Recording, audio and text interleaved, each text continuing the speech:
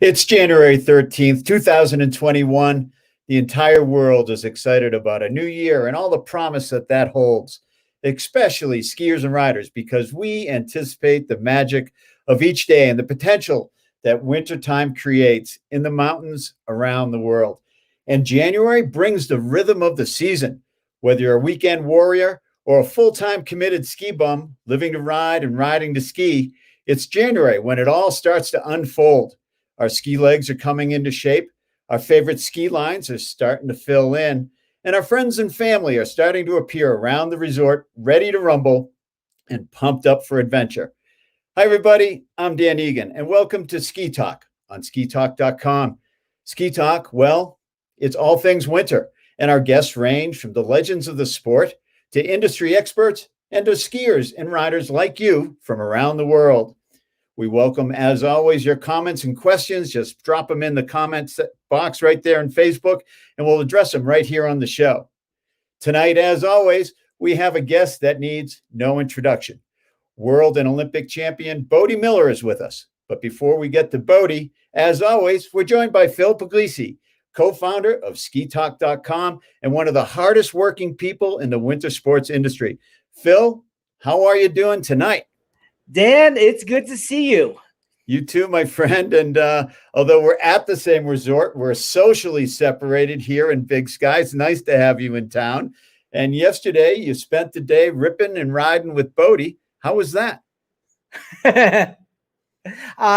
Fortunately, we had a lot to talk about, so Bode waited for us a lot. So nice. We had to get all the video work and everything done. Bode, I mean, the consummate professional in this whole process. It's like he's done it before. But yeah. It was just a great day out there on the snow. And again, it was great seeing you. We've got our whole team here in Big Sky, yet we can't be together. So that's the interesting part of this whole transaction we've got going on right now. Of course, we're looking forward to ripping around the resort tomorrow. Well, let's get to Bode. Of course, Bode is an Olympic and world champion, and he's the most successful male alpine ski racer, American ski racer of all time. He's considered one of the greatest World Cup racers of all time with 33 victories. Originally hailing from Easton, New Hampshire, with nearby Cannon Mountain, today he can be found right here in Big Sky, Montana, where he resides at the Spanish Peak Club with his family. Hey, Bode, welcome to Ski Talk. Welcome, guys. Thank you for having me. Yeah, it's great to see you. And how's Montana treating you and the family? It's been awesome. I mean, my sister went to MSU 20 plus years ago, so I spent a fair bit of time out here in between World Cup and other stuff. And I fell in love with it then, and it kind of took me a while to find my way back, but I'm glad to welcome you guys here. And it's been amazing for the kids, amazing for me. Great terrain, huge resort. Granted, I have privilege that I get to ski basically anywhere I want. But yeah, what a great place to be for such a gnarly time for COVID and everything else. It's been, it's been a revitalization for me being outside and getting some winter. Absolutely. And everybody at Ski Talk wants to know what your big ski tip is for Phil. Yeah, I think, it's more a preference thing. I think I would have liked to see him tip it up a little bit more. I think you'll catch that on the video. He's skiing fairly low edge angle, and I wanted to see the look on his face. There's something you can't fake. Anyone who's been out there on somebody who first tips up a race ski or something we were on good firm snow, really reliable. I wanted to see him get that 75 plus edge angle on those skis and see what it did to his face, because it puts a smile on everybody's face. I can get to do it. Yeah. Is there a mute button somewhere? Oh, that's perfect. Of course, new project here with Crosson Skis. Tell us how you got involved and what's that all about?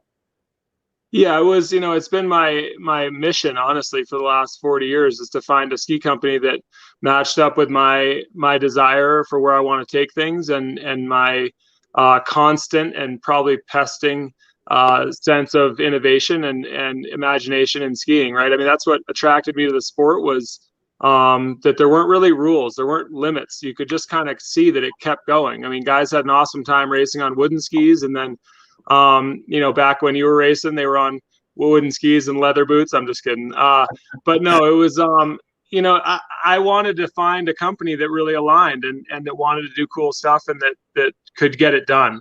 So in my opinion, the ski industry has been kind of stagnant. It's kind of a lot of guys switching around within the industry, of which I'm one, and I benefited drastically from meeting and speaking with and interacting with the top engineers at K2, Fisher, Rosignol, Atomic, and Head for 20 plus years. And I felt like I had a unique skill set there because of that. I took a lot away. I'm a real sponge for knowledge. And so when I met Chase, his experience and knowledge, and he comes from an aerospace background, building winglets for planes. And that industry is just known for incredibly low tolerance for mistakes and errors. And they have the access to the most space age materials. And they just kind of, it was a great alignment. Chase has been a passionate skier his whole life, competed in moguls and racing, loves the sport, and had that unique combination that just, doesn't come along that often in the sport. So when we first spoke, I was more just kind of vetting and seeing how he was operating and what he was up to, and offered to give him a little feedback. And then that turned into a friendship and ultimately business partnership. And it's exciting. I'm always optimistic, right? I mean, I was sure I was going to win every race I was in. So if that tells you anything. But in this case, I'm really psyched to be partnered up with a company that has that kind of background, that kind of resource, and then also the same mission as I have and have had for a long time, to build really unique next level skis that help people enjoy the sport we all love. And Phil, tell us, before we see the video from shot yesterday, tell us what it was like to be hanging out and skiing with Bode. I've been blessed recently in working with members like yourself, Dan, and the Hall of Fame, and to get out with Bode Miller, not a Bode Miller, but the Bode Miller. It was just it's a very humbling experience. And like I said, to work with him and spend some time with him, really, it was amazing. Bode was just a consummate professional in the whole process, and as far as working with us, and just to follow his trenches around and seeing what he was doing on 118 millimeter wide ski and getting that ski over, and just having me with my meager talents following him with a tremendous 78 millimeter ski, and just trying to follow in those tracks. It really was a lot of fun, and again, extremely humbling. Well, let's take a look at the skiing from yesterday right here in Big Sky, Montana.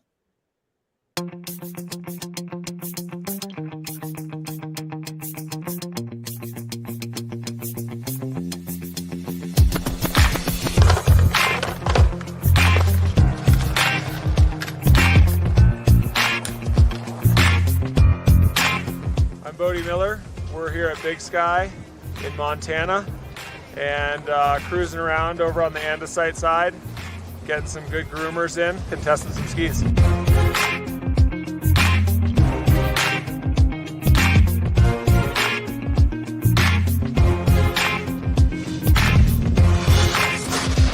I joined Crosson Skis this past year, and these are two of the ski designs that I came up with. They were kind of my top priorities: a really high quality carving ski that would expand people's awareness and knowledge of how exciting and fun it can be to be on groomers on a great, reliable, consistent, easy carving ski. And then our powder ski, 118 underfoot, really long radius, and really truly designed as a powder ski that turned out to be exceptional at carving as well. I mean, full pip to the ground on hard snow and ice, and it just does everything it's supposed to do.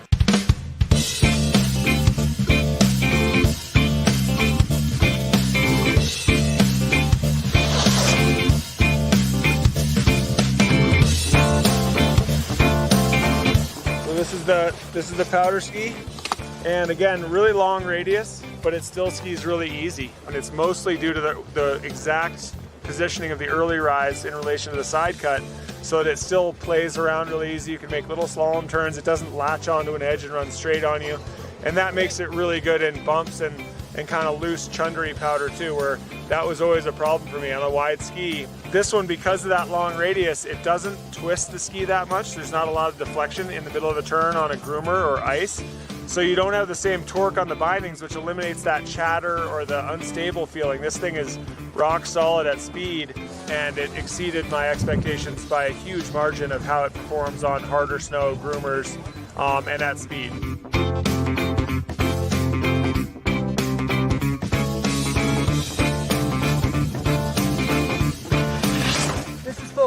From Ski Talk, and I'm not Bode Miller, and I don't ski like Bode Miller. But taking this out today, and this is not the first ski of Bode's that I've tried that I really like. His insight into designing skis that really I haven't felt in too many places. The flex of this ski does a beautiful job, and what he's done as far as the overall flex and see the whole ski bends right through is just really beautiful. Skiing is all about confidence, and skis generally are the opposite of building confidence. They're always doing weird stuff on you, and you don't know how they're going to act, and you need consistency and reliability to build confidence. And I wanted to build a ski that actually pulled people forward, where the ski was always where it was supposed to be and always doing what it was supposed to do, so that as they ski, like, you know what, I'm going to try to go a little harder. I'm going to try to push a little harder and move a little more dramatically.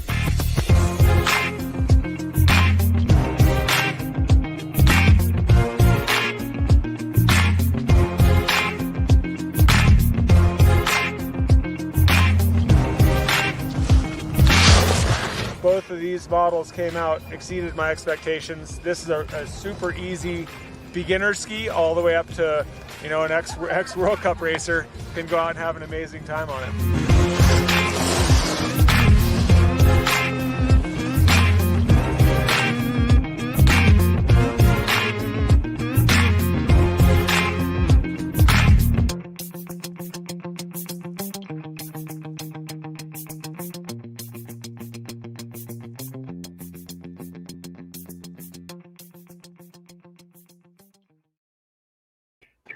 Well, that gets me excited, Bode. I'm glad there's going to be a wide ski for skiing up there on Lone Peak. Have you taken the wider board up there yet? No, I hiked.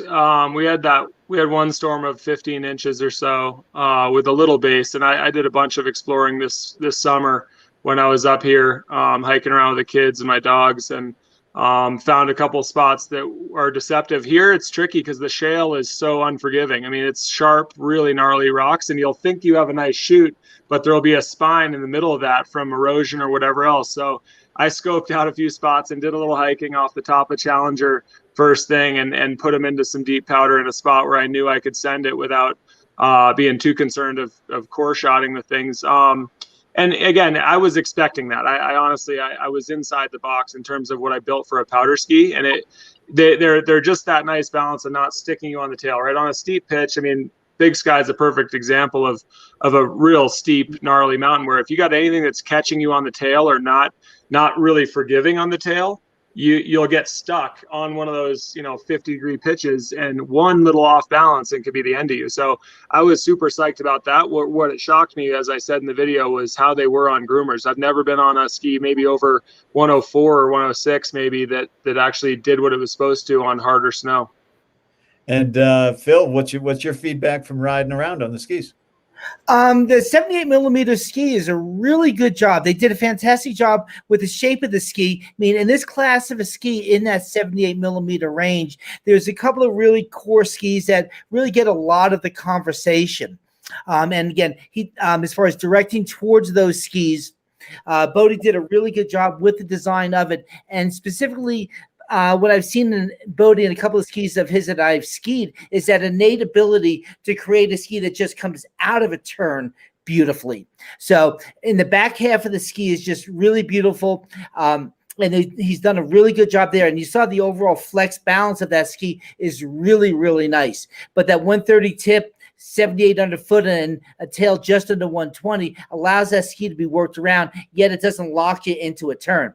So, and again, Bode was talking about the range of that ski being really good, that somebody has a good solid foundation of some instruction underneath their belt and knowing how to ski and just something they can work with. And that ski is really going to help them grow and progress and get better. And that ski is going to hold their hand through that whole process.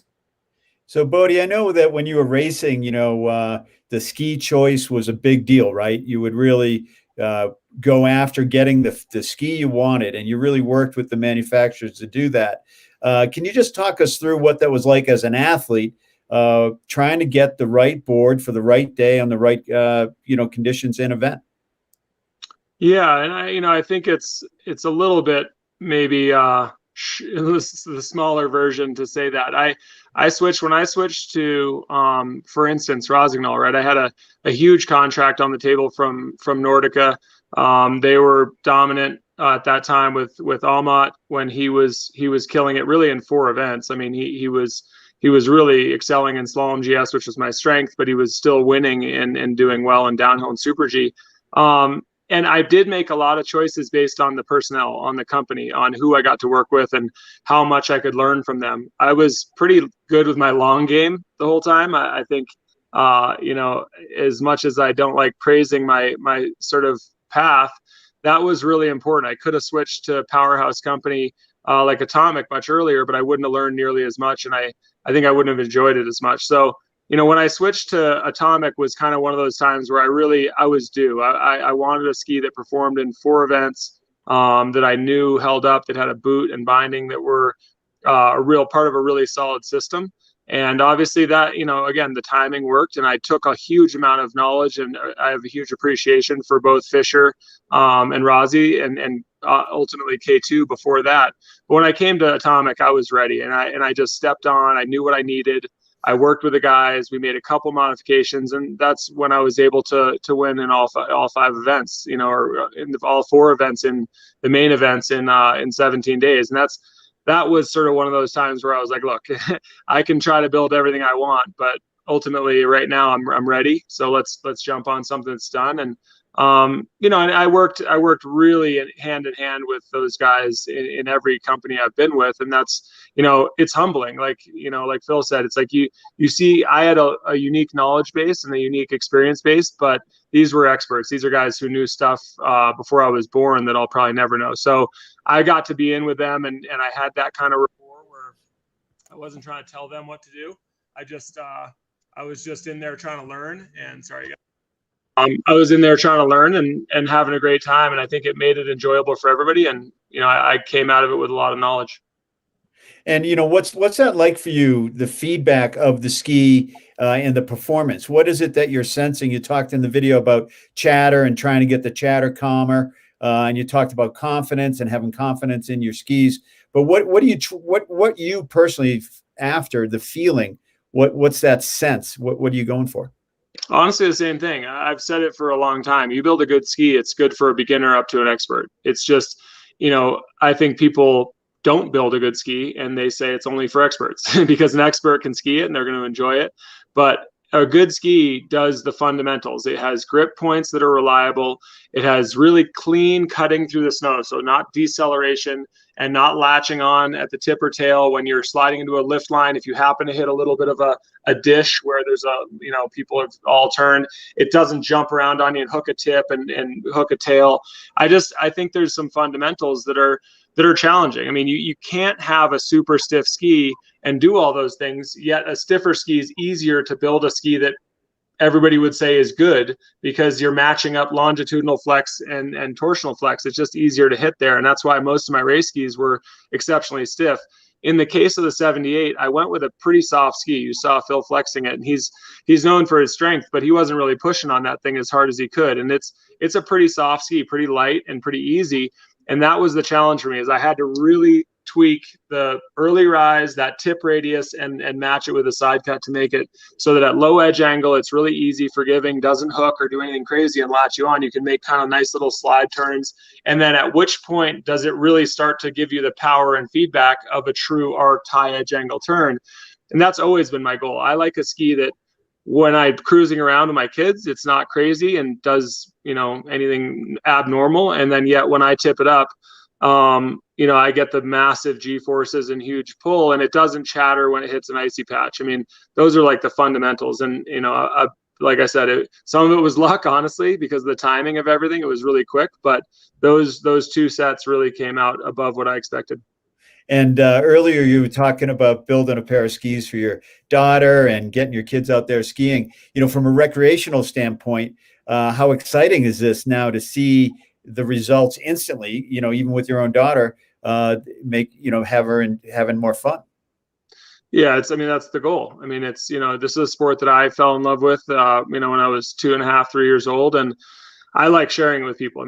That's what is exciting. And I like seeing somebody's eyes be open to what's possible. And generally, there's a lot of great skis out there. I'm not a hater on other ski companies. There's a lot of great skis, but I think there's not that many skis that really, like I said in the video, pull people forward, that actually inspire more risk and more. It's kind of the opposite generally, even with a great ski, right?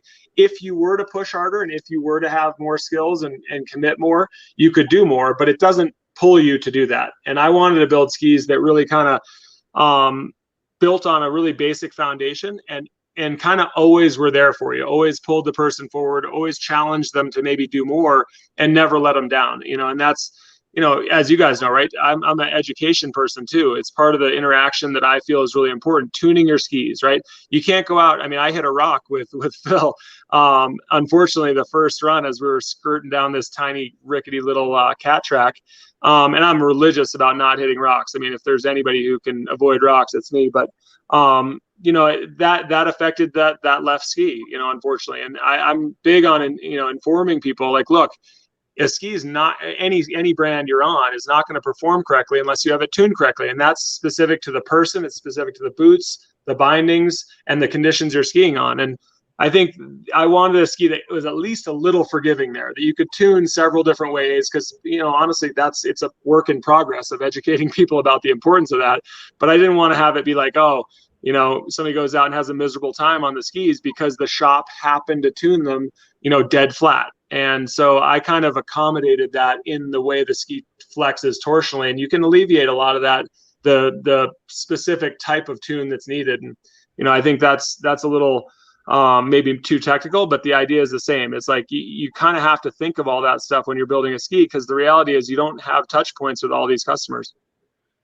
That's amazing. Yeah, no, I love that. And I love how you're bringing the detail forward on that. Phil, as always here at Ski Talk and on your site, you're always got great contests, giving away a lot of stuff. Tell us about what's happening this week. Well, we have had a Kokia contest, and Kokia was on our Ski Talk a number of weeks ago and just does a fantastic job. They gave us one of their thermal trekkers, which is their heated boot bag, which is just a phenomenal, phenomenal bag. And if anybody's had a Kokia bag, they know how well they're built. I've got probably pushing 300 days in my thermal trekker, and I'll be honest with you, I could wipe that thing down and it would look brand new. They're really overbuilt bags. So, and again, it's probably been one of the most popular bags as far as on our site, as far as our conversations. But we did have a contest winner come up on that, and that is actually a member on our site. It's Old Jeep. So as far as we'll reach out to Charles or Chuck. I'm not sure what he goes by, but he he goes by Old Jeep on the site. So Charles, Old Jeep, you won yourself a heated boot bag, and Kokia will be getting that out to you shortly. But we're really excited about it.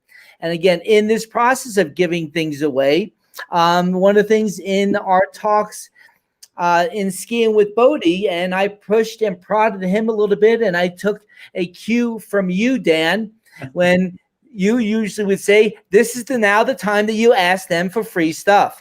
So Bode was really good, and he's providing us a pair of the Descent 78s, and we're going to be giving them away, and that is going live right now. So you can just go to the link that's going to show up soon, or come over to Ski Talk, and we'll have that there, and you can sign up to get your own pair of Crosson skis for yourself.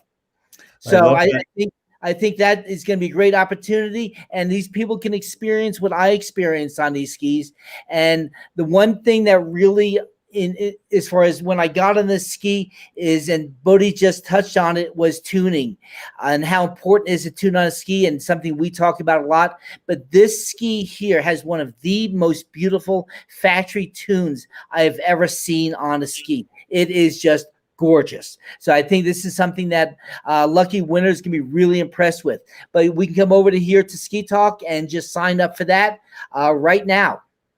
That's great. That's going to be a lot of fun. Bode, we're having a lot of chatter here on the stream about your full tilt boots. Tell us about that. How'd you end up in full tilts, and what do you like about them? Yeah, and to fill in what Phil said, I think we can do a 85, 75, or 65 in that Dissenter 78 Crosson, just for people. I would really encourage people to ski the longer length of the set compared to what they're maybe used to. Phil will attest they're really forgiving, and the longer ski just is, it's just more, I think, for me. And it's not, I would ski it longer than the 85. But yeah, on the full tilts, I've been a boot tinkerer and savant since I was 6 years old, and first got my uncle's caber boots that the plastic was about maybe a 3/4 of an inch thick in the instep, and I was tweaking with stuff then. I always wanted a boot that was straightforward flexing, that didn't bottom out, that had lower, further back rivet points. And I watched Bill Johnson. I watched AJ Kitt on the Reichley. I watched a bunch of guys win World Cups and win Kitzbühel and on that Reichley. And I was really disappointed that it was gone by the time I was a real racer. And I felt like that was the boot that would have matched up particularly well with shape skis. It existed and succeeded as the best ski or best boot on World Cup and really in the world, in my opinion, during a time when there was no real shape skis. And I think that was the real knock on it, was like, look, it's the best boot. It's good at gliding. It's super comfortable. It's awesome, but it just doesn't turn that great. And then now you add shape skis that turn automatic and have grip on everything and initiate, instantaneously. And I think it's crazy that it hasn't been cycled back into World Cup. I mean, if I was racing now, that's the boot I would race World Cup on. I had PJ Dewey over in Vermont set up a pair for me a bunch of years ago, and I ran them up in Lake Louise on Super G skis right after the women were there. And I've never skied Super G like that in my life. Position was so much easier. The balance, there was consistency front to back in the boot with edge angle and power and grip. So I was able to ski in deeper positions, more aerodynamic, entering and exiting turns. And I just felt like that's when I tried to come back and ended up getting sued by Head to not be able to race. But no grudge against Eliash. I'm good friends with Johan, and he's a businessman. He's a tough guy. But once I was in that boot, it was clear to me that in my opinion, granted, it's the best boot out there. I slip it on like a slipper. With Phil, I was on somewhat chattery snow on a 118 underfoot, and I showed him how tight my boots were buckled. There was no tension on them at all. They were just flapping around. Granted, I have a different cuff and a different tongue, but all stuff that you could call up full tilt and get for yourself, they'll do it. It's the boot that I use for everything. And it's, I can tip it over and run courses, and I can ski powder. And I just never had a boot that didn't collapse on me if I folded forward. I blew out my ankle a couple times racing, and I was over that. So this boot's just a different mechanism. That 3-piece, I think everyone's seeing it, right? Nordica built one. It's coming back. 3-piece and rear entry are on the return. Somebody's just going to do it right. It's a shame that Solomon didn't stick back in the 80s, because that was a fantastic boot that Girardelli won a lot of races in. And the concept behind it is, where I'm an engineer at heart, even though I have no degree and I'm not that smart. I love the concepts behind engineering, and the rear entry boot is the most logical, best design for a ski boot, where your front isn't always compromised by overlap and opening up, and you just have the front dictate your flex. Your foot comes in from the back is more or less rigid. It just locks into place. It's like, it's hard for me to believe that people haven't locked that in. Well, that's cool. That's great stuff. And I'm glad that a big shout out for those Solomon 91s. Love that boot. That was a really great thing. Bode, with the onset of like powder skis, wide skis, there's a lot of people that don't even know, shape skis were around, right? I mean, it's like the ski industry been really focused on these different shapes, but wider skis these days. And, a lot of people haven't been on a 78 in a long time. Just talk through why that's so fun and what it does for your skiing to get back on a ski that locks up and hooks up like that. Yeah, trends are cyclical. It swings back and forth. And I think it's logical we went that direction. The technology's come a long way. A bunch of boutique ski companies pushing the limits. mainstream guys catching up and have budgets. And there's, like I said, there's a ton of great skis. The challenge for me and the reason why I think that the pendulum is starting to swing back is you just have a totally different experience. Again, for confidence building, I can go out and ski on a 118 underfoot. I can go out and ski on a 106 underfoot, and I can still tip it up.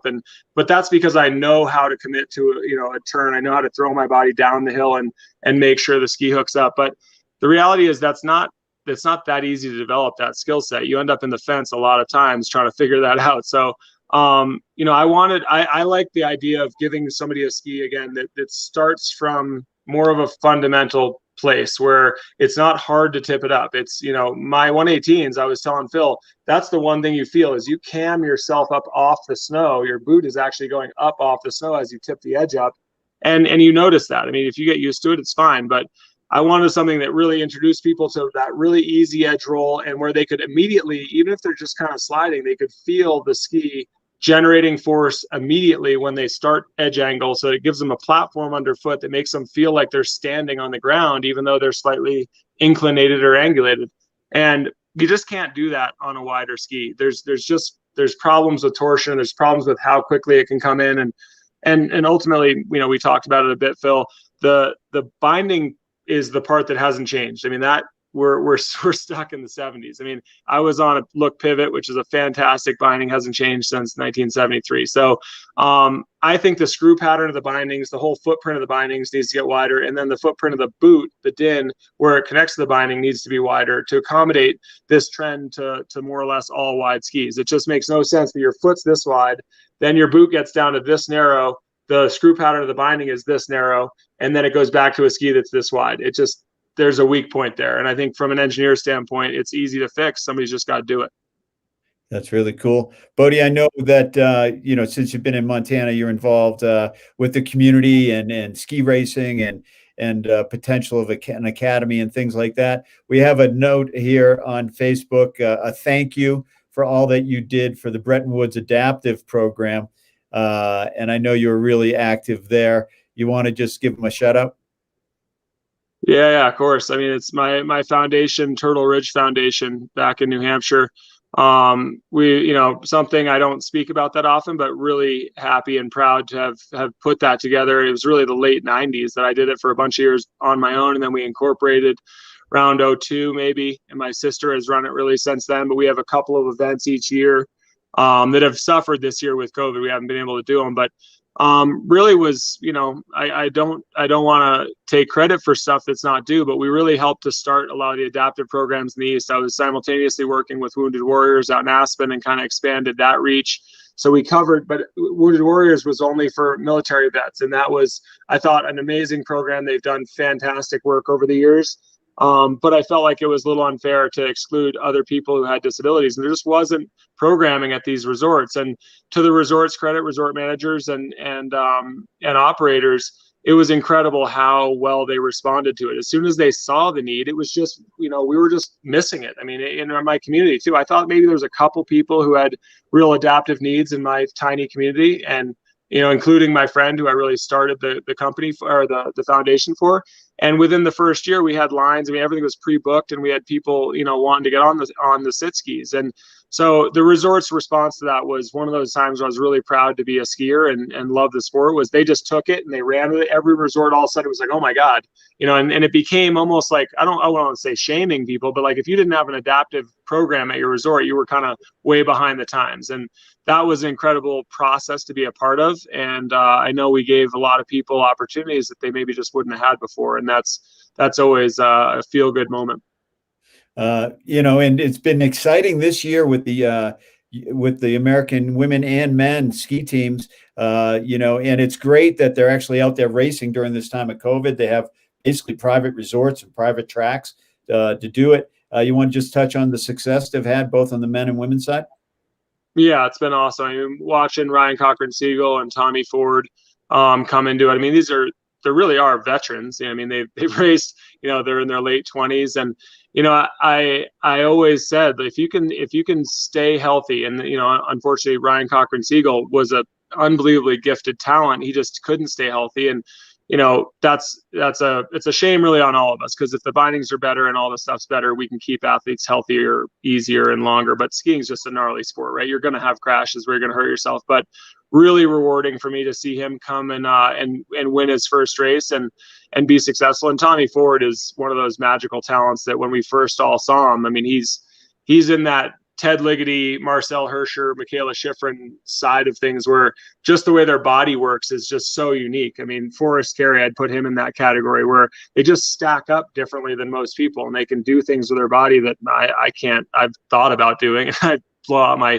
patellar tendon, would be over in the trees if I tried to do that. So really cool to see the women successful. I know that it's a really tough thing to take on that next mantle. And of course, Michaela's, you can't say enough about her. She's, in my opinion, she's the greatest ski racer, male or female, there's ever been. So anyone who exists in an era like that benefits from that. You see this bar, you see the professionalism, you see the approach. I think Lindsay obviously left an amazing legacy behind for those girls and mentored a lot of them. And Ted was a great mentor for all the GS, tech guys, and honestly into speed as well. So, I think this is the first time that I've seen, since I was aware, which is probably the late 80s, where we've had a little bit of that passing on of knowledge, that mentorship on the ski team. It used to be, it was like secular and all isolated and in a little silo. And then when a guy who had success left, it was just kind of off he went and never communicated with anybody. I think finally we've had this little bit of passing of the torch and mentorship that's really been cool to see. And me and Darren both really tried hard to do that. I don't know that we were successful, but maybe we laid some of the groundwork where this next generation starting to get that pass on of knowledge and confidence and awareness of what it takes to win on the world stage. That's amazing, and that mentorship is so important. And now you're starting to do that here in Montana. Just tell us a little bit about working with the kids and what your vision is. Yeah, it's pretty funny. Most of the kids now don't know who I am, which is great for me. But I started this year we launched an online academy, more or less just because of COVID. We were going to do a brick and mortar, as you kind of mentioned before, and it had always been my intention to start a sort of next level ski academy and really plug in the technology and all the stuff I'd kind of wished I had when I was younger that's now available. And ICL, Institute for Civic Leadership, ICLacademy.org, if anyone wants to check it out. But we have 50 or so students ranging all over the country and really globe, down in South America and everywhere else. But we did that just because there was such a gap in the market. I mean, schools and private schools and academies trying to do remote learning was really challenging. I saw it with my own kids, and we still have the intent of doing a brick and mortar as soon as it's appropriate with COVID and stuff, hopefully next year. But the idea is just to give kids, the opportunity to understand what it takes to build grit, perseverance, self-reliance, passion in your sport, and how to parlay that into success in everything you do. I mean, not everyone's going to be a great ski racer, but there's amazing lessons to be learned out on the hill, running courses, crashing, getting up. And I think it's in my opinion, it's the best sport there is for developing character and humility. I mean, everybody's going to get their ass kicked if you're trying to ski, and especially if you're trying to race. So it's really it's a great tool for me to interact with kids in the community and be able to share common ground and hopefully inspire people a little bit. That's awesome. I'm so glad you're doing it. And I hear a lot of buzz about it. For the Crosson Ski Company, what should we expect? How can they get a hold of the skis, and what stage are you in? Is this full on? Every model's available, still in development? Just bring us up to speed. Yeah, we have sort of two paths right now. We have in-house stuff that we build that Chase had been developing, and we changed some construction stuff and tweaked some things. Really fantastic skis. That's more or less the Cloud series.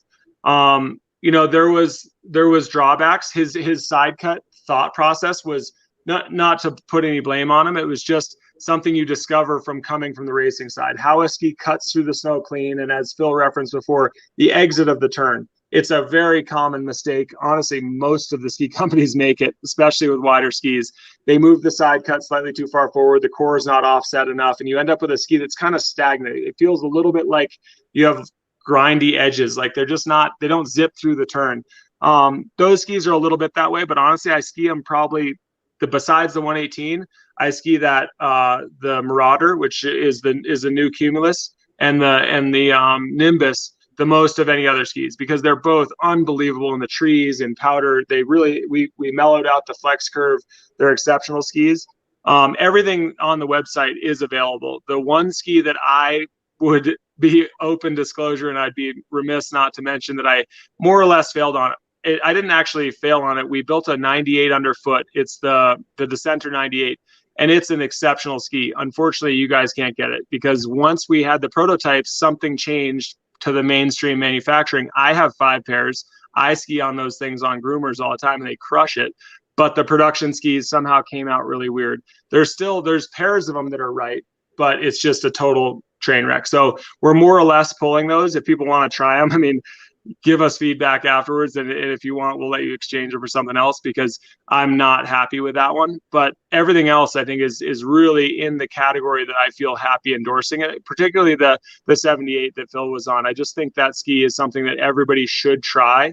It does things that other skis just don't do, and that's honestly, he mentioned it, but it's, in my opinion, the most competitive segment of the market is that crossover. Stokely does a great job. I mean, a bunch of companies do a really good job in that space, but I think we whoop them. So that's one to try. And then the 118. The 118 is unfortunately, it's only in a 188 length, but don't be intimidated if you ski anything from 175 up or down. I mean, no, 175 up. That 188 will be perfect. It's, my wife skied on it. She's not a super strong skier, but it just moves so easily. It's an effortless ski. You never get stuck on it.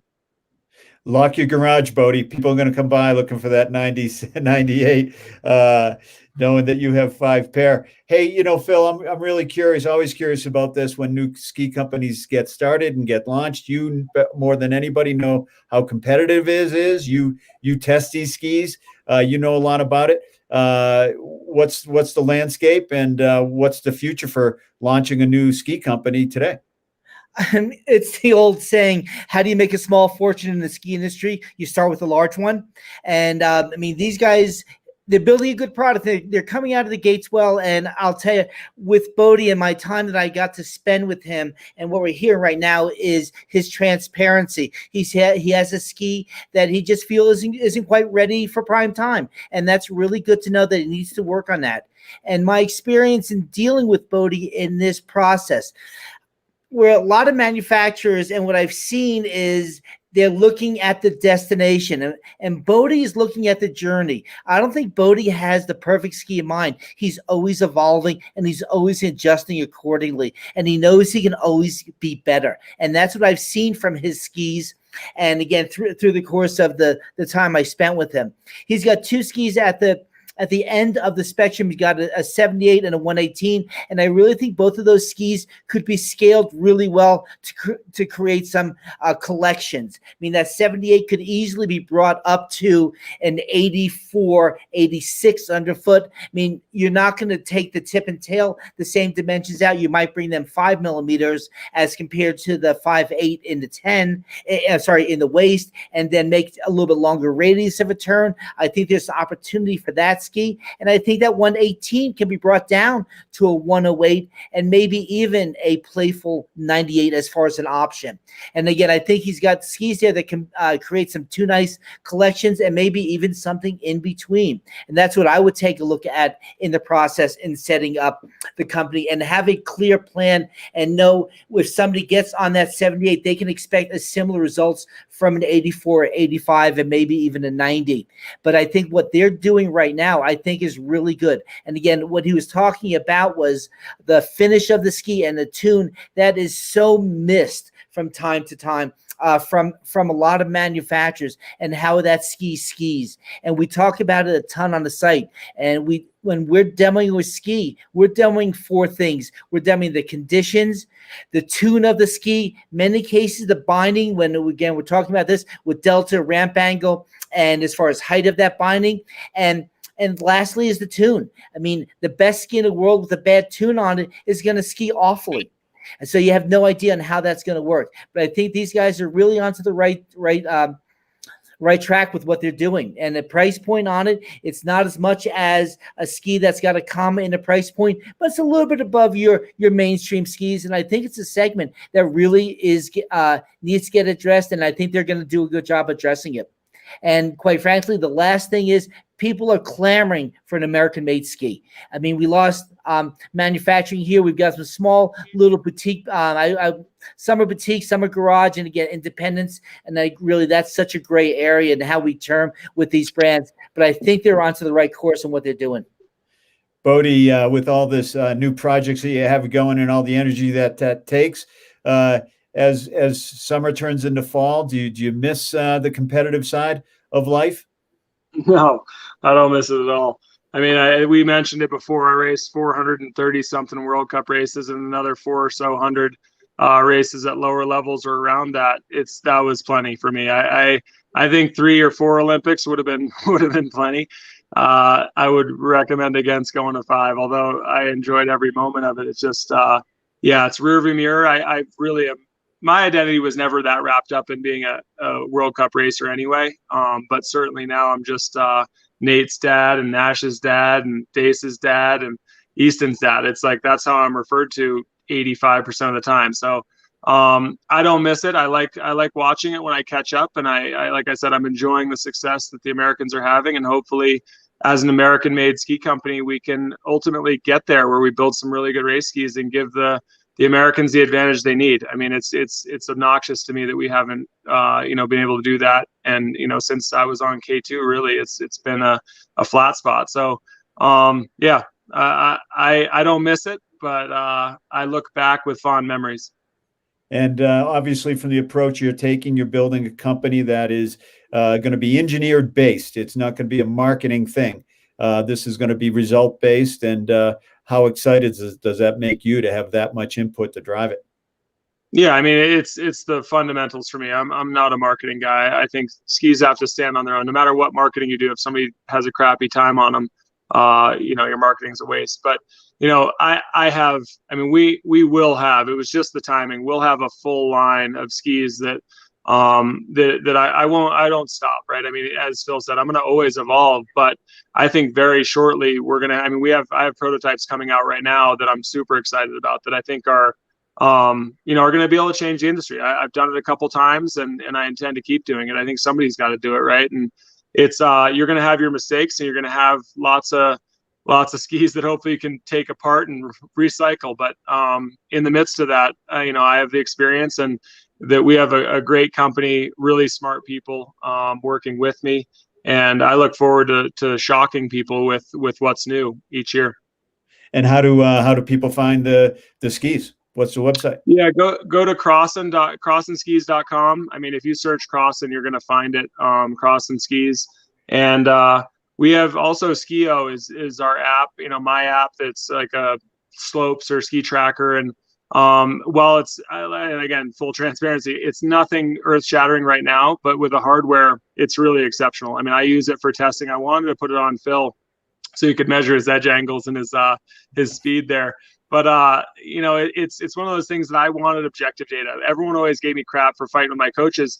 It was all subjective. They had one thing to say, another coach behind, whispered off the side, or don't listen to him. Like, it was all that my whole career. And I wanted objective data that I could say, coach, look at what I'm doing. What am I missing here? And how do I get better? Here's my plan. Here's the good parts about what I'm doing. Look how fast I'm able to exit these 3 turns. Like, that's all I wanted to show them. And they could see it, but they ignored it because I crashed at the end of the 3rd turn. And so having that as a bolt-on to Crosson, they have an exclusive relationship for the next 3 years, both my companies. So I feel really excited about that. I think we're going to add incredible value to the average customer, not just racers, by allowing them to understand what their skis are doing, how they're performing, how to get better, how to challenge themselves on the hill. And, there's a playful element to it too. It's not all serious and spreadsheets and data. It's actually just a fun part of skiing that I always enjoyed that I wanted to share with people. So, you can go to Skio, Skeo, on the Android or iOS store, and the hardware is available and the launches are coming. We're doing a new launch Feb 1 and then another one just after that. And the hardware is being remade as we speak. So next year we'll have standalone hardware that doesn't even need your phone and a bunch of really cool things. So overall, I'm doing what I always do, just having fun and trying to build cool stuff. Well, normally at this time, I say you've done it. You've wasted another perfect Wednesday night with us here at Ski Talk, but this night has been special. Bode, thank you so much for your time and all your insight. Awesome. All right, guys. Have a good one. Yep, Thanks for your time, Bode.